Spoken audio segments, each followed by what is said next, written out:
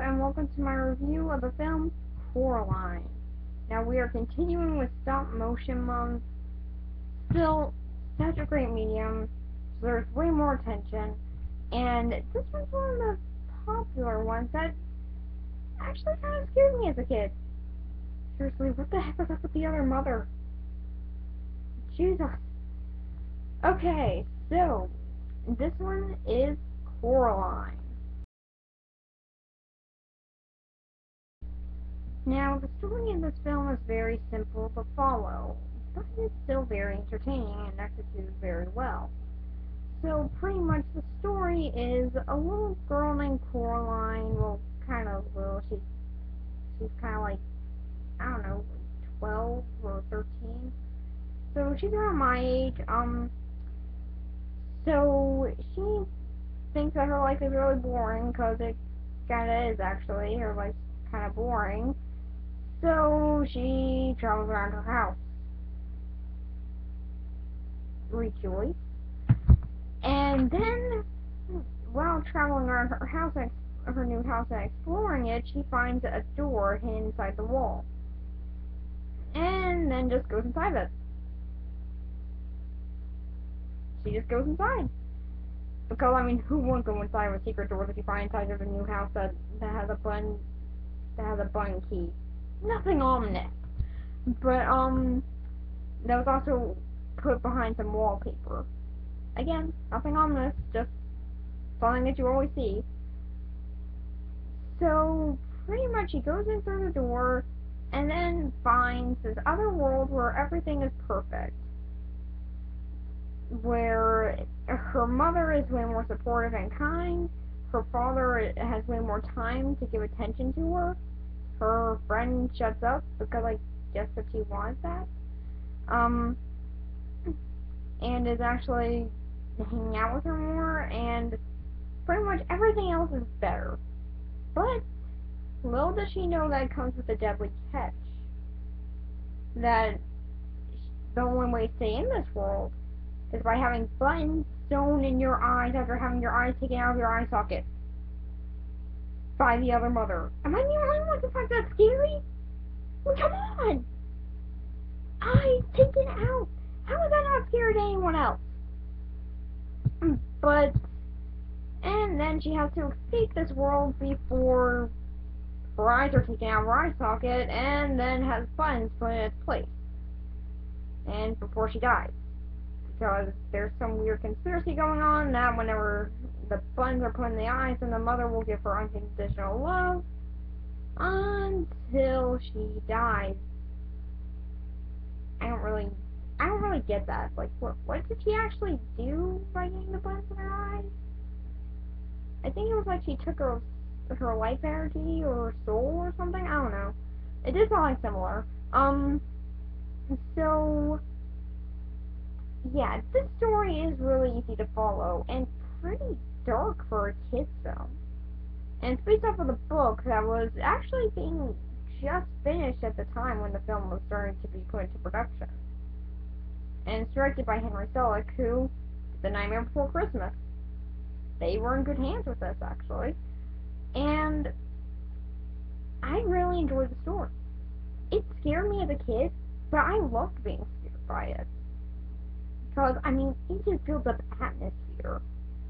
And that was such a great effect, because the atmosphere works so well in this story. It would really draw you in.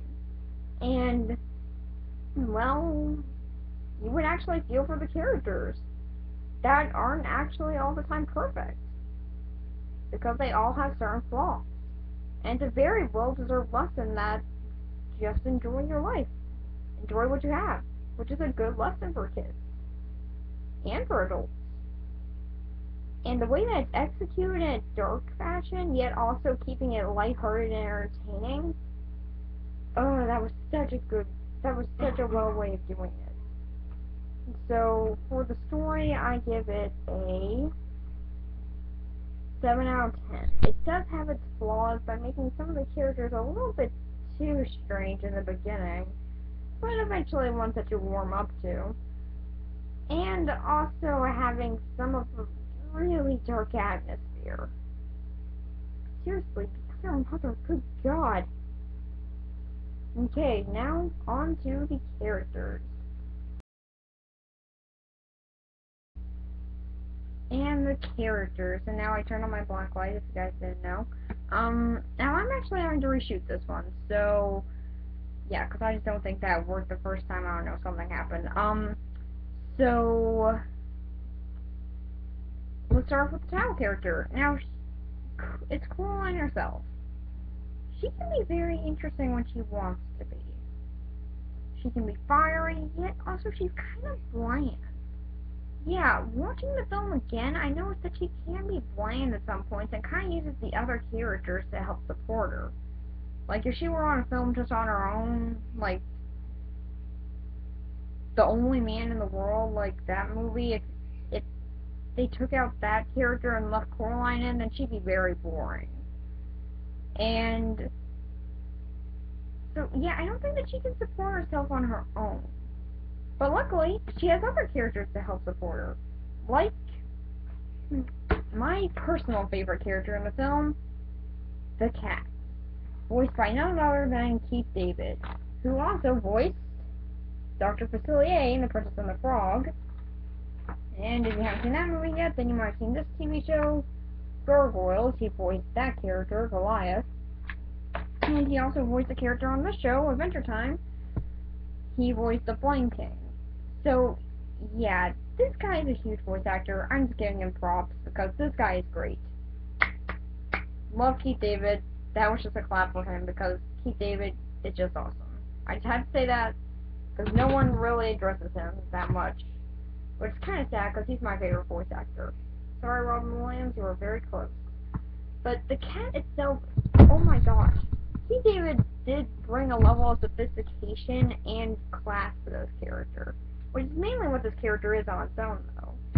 But with the voice, oh my gosh, it just makes him so sophisticated and so classy that it just keeps on a great feel.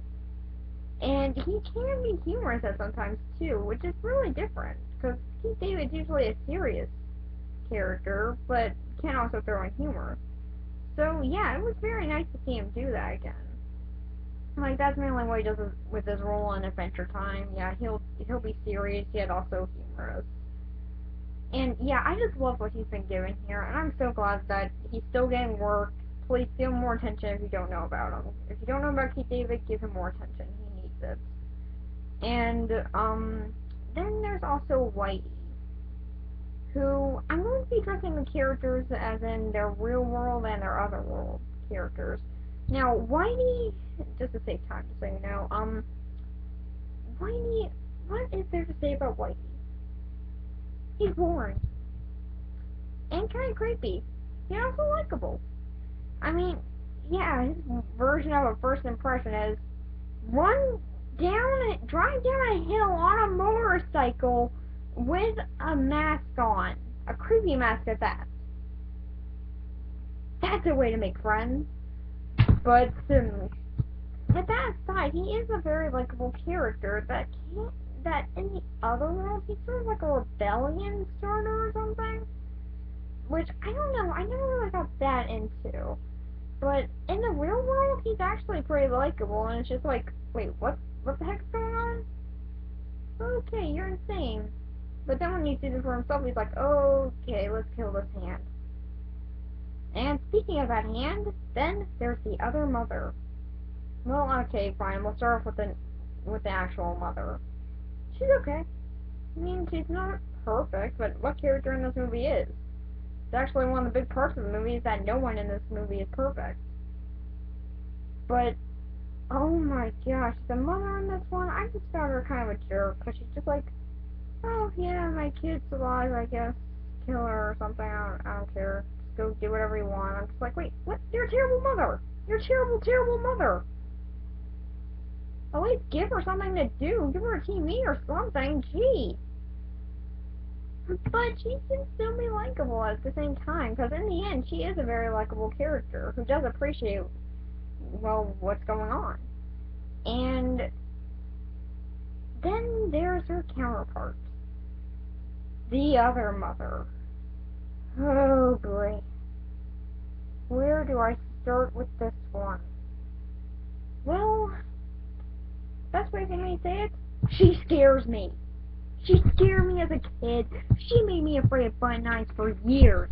No, really, I was afraid of things with Button Eyes for years because of this character. She made me terrified of them, and oh my god, she is just, oh my god.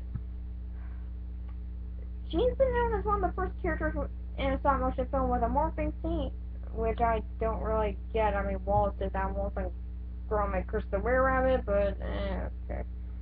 But I won't count that. It's not against her, but now, if you don't think that this lady is creepy, I can see that, because watching the film again, she wasn't that creepy. But, good God. Jesus, what the heck is wrong with her?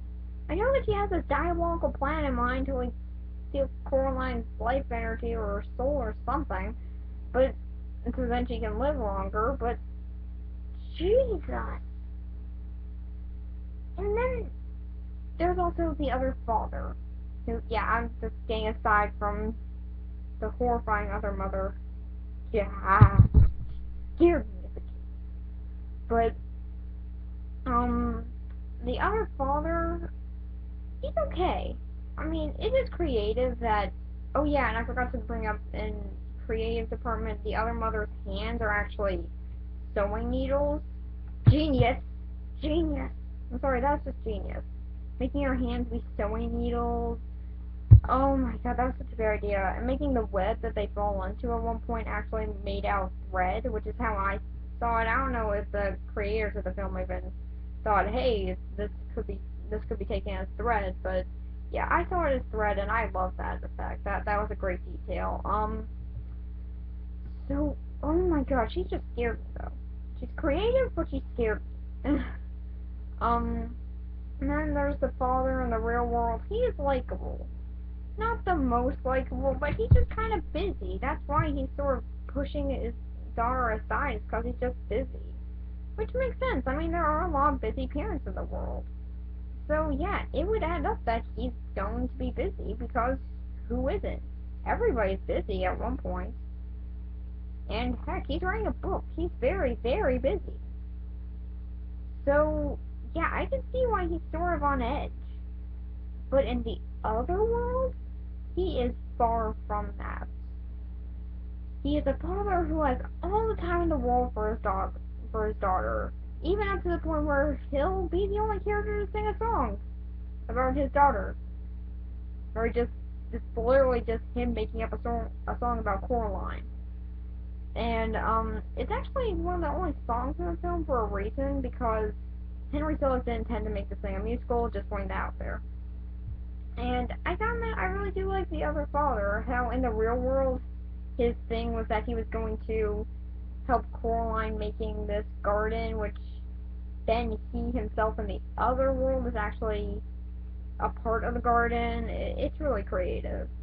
And then there is the circus people. That's why I call them. There are like 3 circus people in this.